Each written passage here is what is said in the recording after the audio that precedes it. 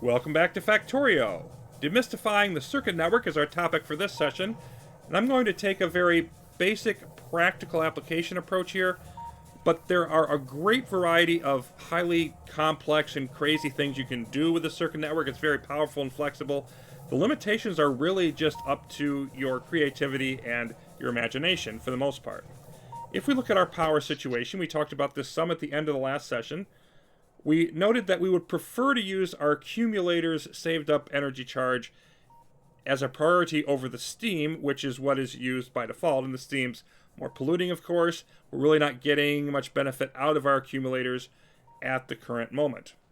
How do we switch that priority and logic in our factory? That's going to be our first application here. So if we put down an accumulator, we can notice it charging. To connect any machine to the circuit network, we need wires. You can use red wires or green wires. We're going to use red in this particular example. Left click on the accumulator and then on a nearby power pole. And we have this little box here with a green light telling us it is connected to the circuit network and all of that is operating normally. So if we left click, our accumulator now has this circuit connection part. And this mode of operation, that tells us how this machine is going to interact with the circuit network. In this case, reads the charge level of the accumulator as a percentage, 0 to 100, and sends it to the circuit network.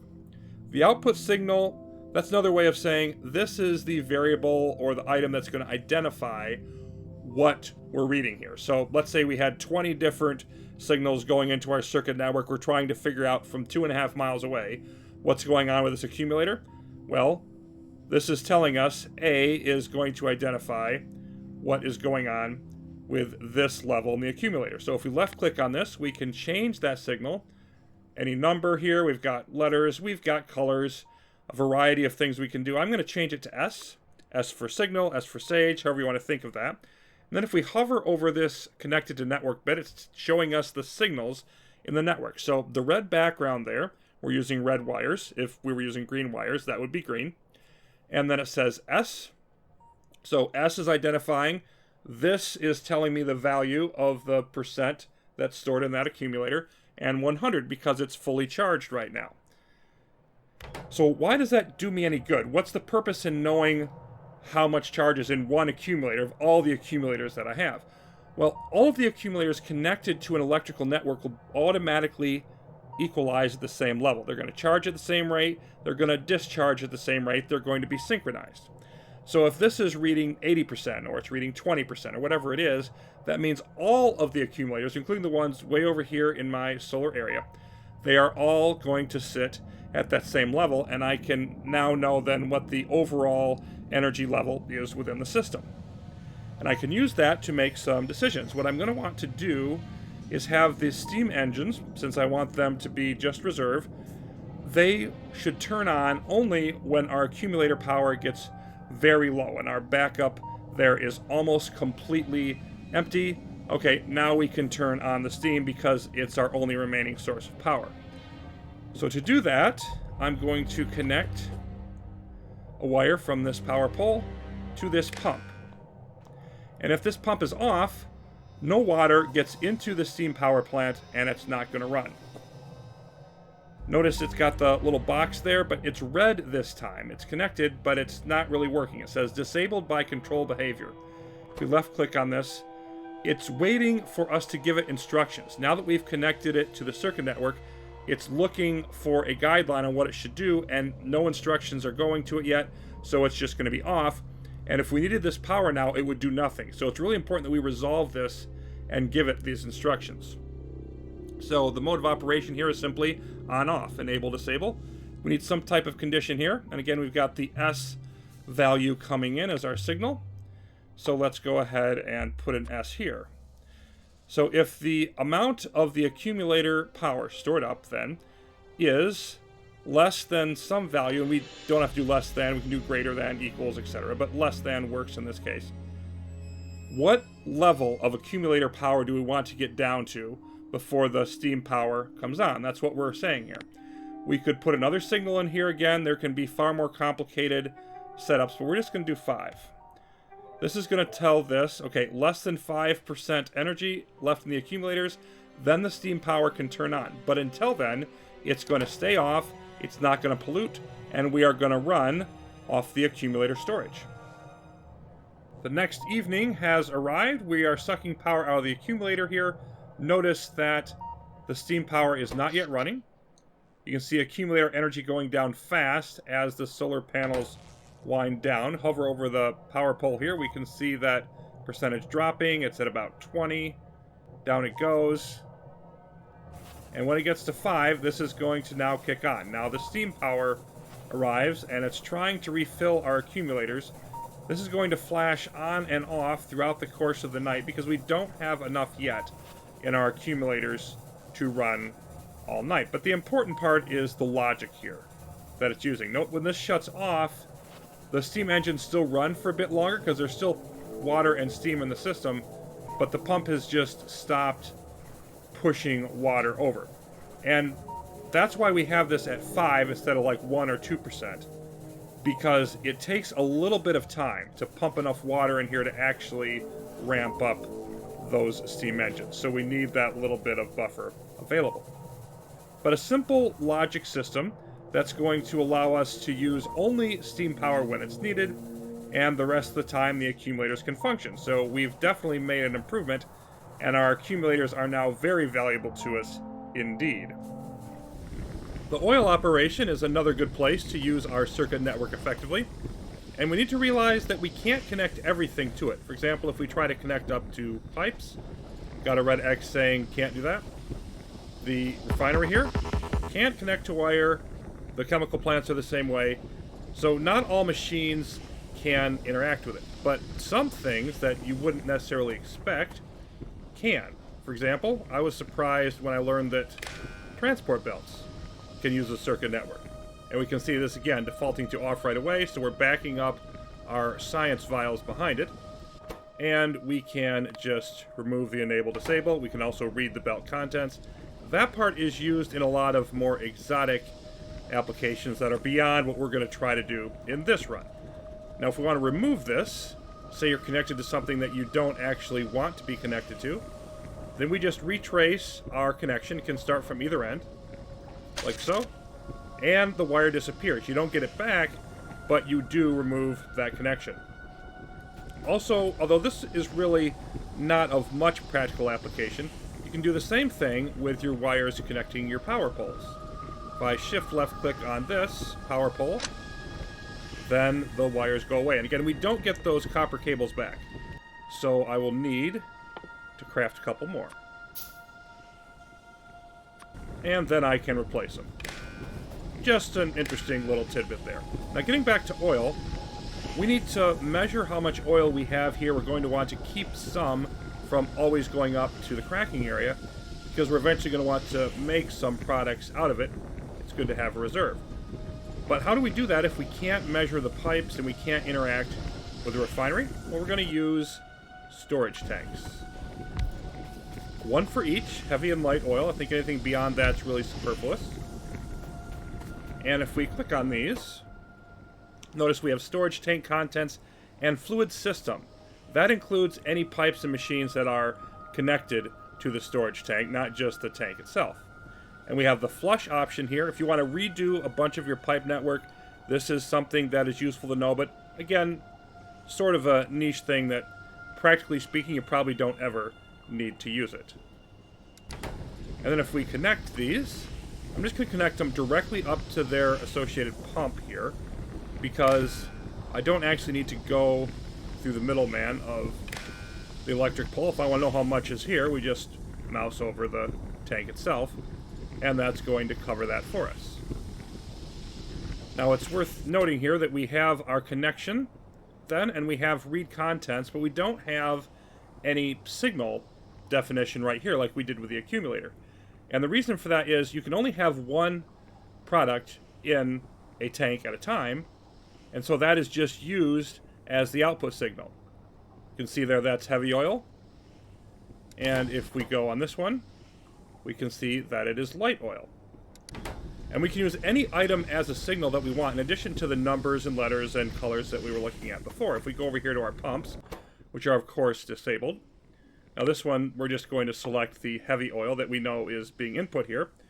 But if I wanted to, in the situation where I was getting the signal S for the accumulators, instead of using that, I could have called that fast underground belt, use that as my representative for the signal, or I could have used concrete, or maybe a circuit, or whatever. Any item, even the ones you haven't researched, are available, so you're never going to run out of signals to use in your circuit network. We'll have the heavy oil here, and we don't want this to be less than. If we think about what we're trying to do, we want to save up oil in this storage tank, and if it says less than 0, that's never going to operate, obviously. So we want a greater than some amount, and for the moment, let's just throw 500 in there. So we're saving 500 oil in the tank just for purposes of demonstration, and we'll do the same thing with light oil. Light oil coming in. If it's greater than 500, then you will run. If not, then it will not run. What's going to happen here if we look at particularly our heavy oil one, and this is going to start doing the same thing on the light oil, they're going to switch on and off. And they're going to flicker more and more rapidly as we increase the volume of oil that we're producing. And it can turn into sort of like a strobe light show. So if you don't like that flickering on and off, this will function just fine as it is. But if you don't want strobe pumps, then we should take this to the next level, slightly more advanced material with the circuit network. Under our crafting panel here, logistics panel, we have this row of items that pretty much correspond to the circuit network. We've already seen the red and green wire. We have programmable speaker as well, plays alarms, musical notes, or shows alerts. This is often used, for example, in very large megafactories. People will want the factory to keep tabs itself on all of the different resources they have available and where they have a shortfall, instead of constantly running around checking that out in this big, massive monstrosity they built. So you can have lights that will light up either a certain number of lights or a certain color based on how much of a resource you have. You can play sirens or other warnings if a resource gets low, and then you know, okay, that's something I have to deal with, or nope, that resource is fine. That is good for the moment. The power switch, that's going to allow us to cut off or reestablish power to sections of the factory based on conditions if we want to do it that way. And then we have the combinators here. Constant combinator is going to always output the same value for a signal no matter what. And we'll see a little bit later an example of how you may want to use that. But for now, we're going to look at the decider and the arithmetic combinator for what I'm going to do here with the oil. The decider is going to compare a couple of different values, so it's sort of a yes-no Boolean type of logic situation. And the arithmetic is going to do basic math. Plus, minus, divide, multiply. So in putting this to practice then, what we want to have happen here, our goal is that we're pumping out oil once we have saved up a certain amount, but it's not going to shut off right away. It's going to pump out a whole batch until it gets down to some lower level, and then when it gets down to that lower level, it starts to fill back up, the pump is off, and then gets back up to the peak level we want, pumps out another batch. So it's a periodic pumping, not this constant strobe light on and off situation. What we need is something known as an SR latch to do that. SR latch just meaning set, reset latch. One value to turn on, a different value to turn off. So I've removed all of my wires here. We're starting from scratch, and we're going to use one decider and one arithmetic combinator for each type of oil and its corresponding pump. Notice the arrows here telling us which direction the input and output is going to go for these combinators. So we're going to wire up first our heavy oil tank to this decider combinator. So we've got a heavy oil signal coming in. And we don't want this to turn on until when? Until our oil gets to 10,000. I'm going to say that each tank holds 25,000. So I'm going to want to pump when we reach 10,000. And then stop pumping when we get to 2,500. You can use different numbers. That's just what I'm going to go with here. So if it's greater than 10,000, we are going to get an output of 1. Notice that if it's less than 10,000, we get no output. It's not just a lesser output, it's no output at all unless this condition is true. That's how a decider combinator works. So then, we're going to wire this up to our pump, and at the same time, to our arithmetic combinator. And what this means is if we hit that 10,000 level, we're going to send 1 on the heavy oil signal to the combinator and the pump. If we don't get that level, though, until we reach that, the arithmetic combinator and the pump do nothing. They sit there and they wait their turn. So we're going to switch this condition to what it's going to need to be now. If heavy oil is 1, then the pump turns on. Until then, it sits there like a bump on a log. Then here, we've got our input. And what we're going to do is we're going to add to this the difference between the peak value and the minimum value, which in this case, we're going to multiply by 7,500.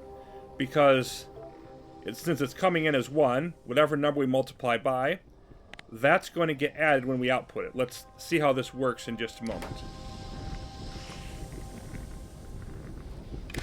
So imagine then that we've hit that 10,000 level, and we'll see this demonstrated in a bit, but we just need to understand the logic here.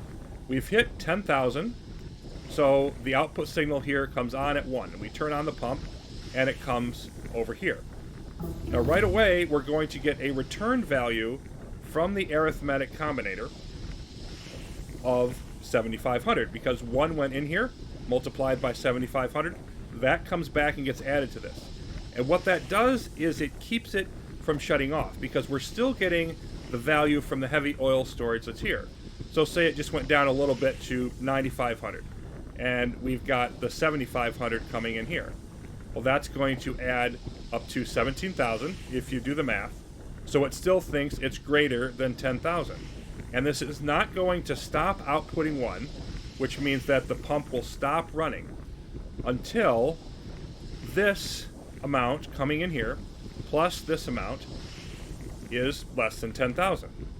And that will hit when this gets down below 2,500, then adding the 7,500 from here plus whatever this is, say 2,000, that would be 9,500, and it would say, nope, that's too low. I'm going to stop outputting. Now this shuts down, this pump shuts down, and then we start saving up again. And since we're not getting that 7,500 from here anymore at that point, then all we're going to be getting is the input from the heavy oil. Here's a field test with the light oil just about, there it goes, tipping over the line, getting pumped out rapidly. It's going to slow down here though because we're filling up all the pipes up in this area with the cracking. And if we look at our decider combinator, it's the same setup that we have for the heavy oil as the light.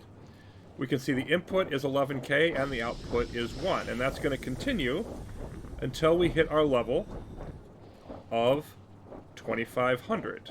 So we're at 3,000 now, gradually going down. Let's watch this and see that switch, and it should do it at the same time the pump stops. There we go. So no more output signal at all, just the input. We're not getting anything for the arithmetic combinator because we've stopped sending the signal over here, so this has now become a piece of dead weight again. Until the cycle repeats and we build up to 10,000 light oil in our tank, and then we will get another batch pumped out. Finally, a couple more applications that are worth considering relating to how we're going to manage inventory in our depot. Up to this point, we have done simply controlling ourselves from building excess items by not allowing these other stacks in our chest to be filled. So we're managing it on a number of stacks level.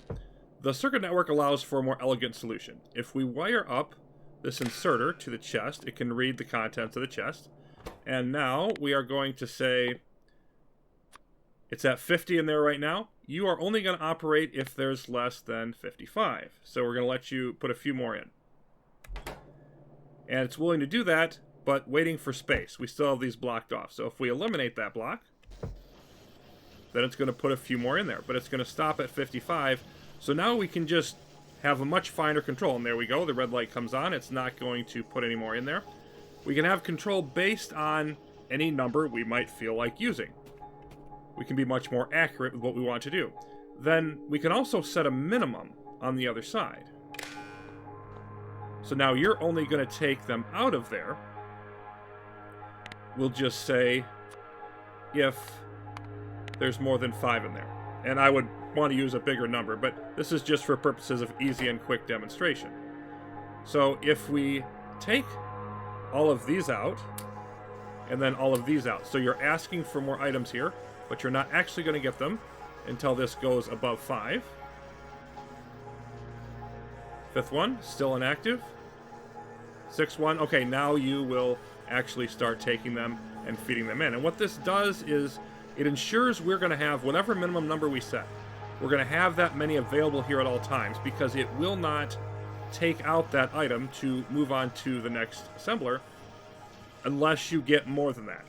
And you're never going to run by and be like, boy, this machine over here has taken over all my transport belts, but I really wanted some of these regular ones. There's none available. I've got to wait, whatever.